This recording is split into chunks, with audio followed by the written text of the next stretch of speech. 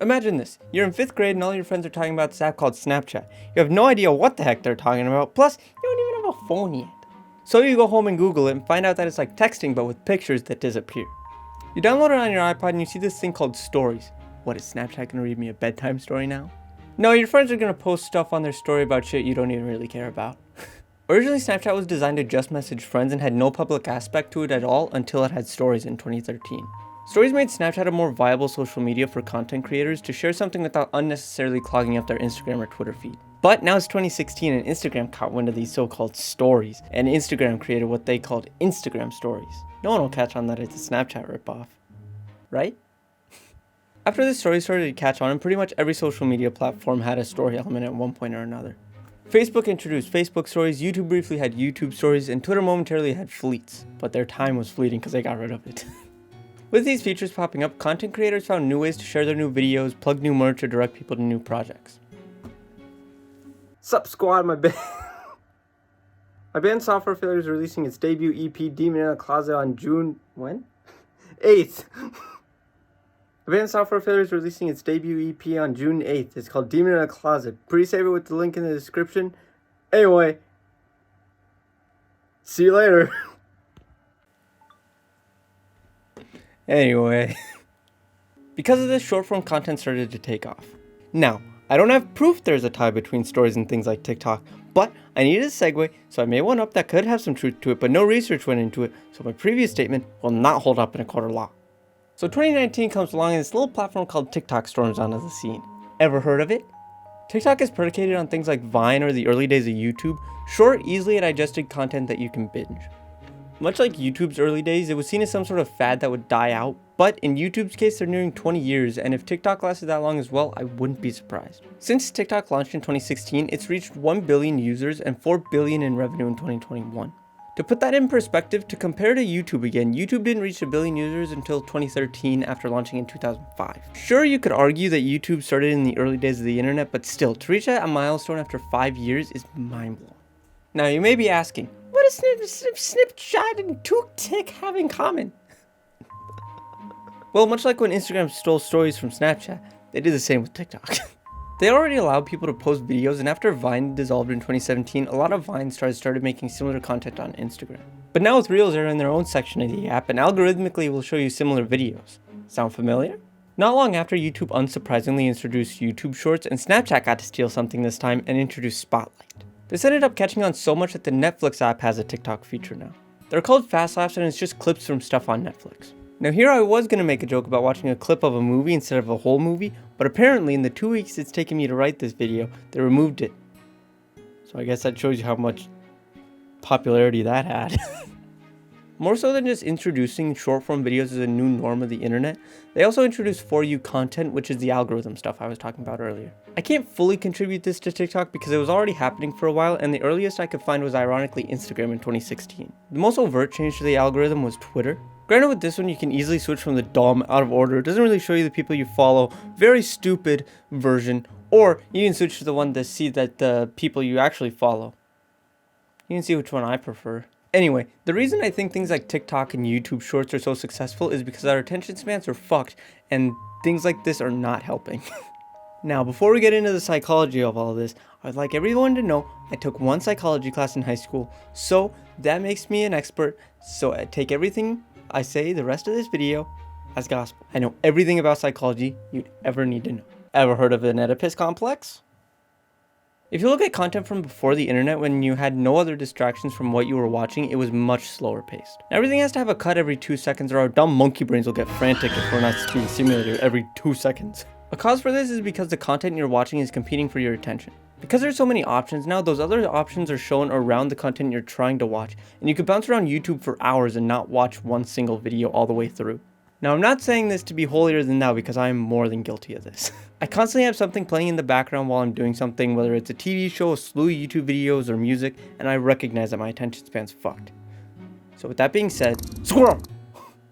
Also, because of these better choices, we're less willing to spend our time consuming a subpar product. To bring this back to TikTok, personally, if something doesn't grip me within the first few seconds of a video, I'll usually skip it until I see something that immediately grabs my attention. Being someone with an on-again, off-again relationship with TikTok, I can say that it can consume a lot of your time.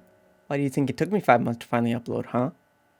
I spend an hour or two every night in bed mindlessly scrolling through TikTok, and from what I gather from people around me, that's on the light end. The reason social media can hold your attention for hours on end is because you're constantly getting dopamine hits. If you post something on Instagram and it gets a lot of likes, dopamine. If you see a video of a cute dog going to a pumpkin patch, dopamine. You get it. Sees the software failures putting out an EP? Dopamine. As of the last couple of years, people have started to accept the fact that social media can be an addiction, and last year I even wrote a paper about this, so college is already paying off. Writing that paper helped open my eyes and realize that constantly consuming anything, whether it be drugs, alcohol, social media, whatever, people will become dependent on it, and that's when it becomes a problem. Since the pandemic, social media use has increased because people had time on their hands and things like TikTok existed and allowed people to kill time while at home. But while killing time, they're also killing their brain. I don't know, it sounded cool. I don't know that I agree with it, but it sounded cool. People have become addicted to social media for years and years, and people have taken breaks from social media, but it's just now being looked at as a serious thing, kind of like mental health. For years and years, if people went to go see a therapist, they were stigmatized and were looked at as weak. But within the last 5 years or so, mental health has been looked at as importantly as your physical health. This started to come onto my radar when Bo Burnham's Inside in the Netflix documentary The Social Dilemma commented on it. When I saw those, it made me question the amount of time I spend on social media and made me cut back and think about how I use it. Over the last couple of years, I've gone through periods of using social media to an excessive extent, and then there's periods I hardly use it at all. There was a period about a year ago I was constantly on Twitter and posted nearly every day, and now I go on Twitter far less than I used to, and I barely post. Now, I'm not making this video to try and persuade anyone to boycott social media or to say that TikTok's gonna melt our brains and they're gonna leak out our ears, but what I'm trying to say is be smart. Anything can become a problem or an addiction when it has negative effects. Speaking from personal experience, time doesn't really exist when you're on TikTok.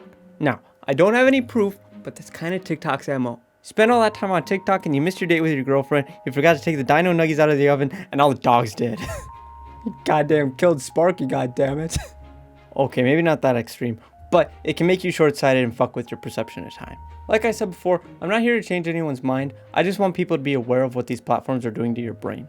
I'm far from perfect when it comes to social media consumption, but I like to think I know when to dial it back. Also, I'm not a brain doctor, and the information from this video came from the first page of Google and my silly little brain, so take this with a grain or two of salt.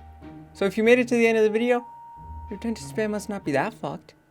At the end of this, I just wanted to get a little candid and say thank you for the support over the years, because in the time from December last year to now, the 9-year anniversary passed, and thank you for supporting me, whether it was just a couple of years ago or 9 years ago, whenever you supported me, whether it was on the old channel or this channel.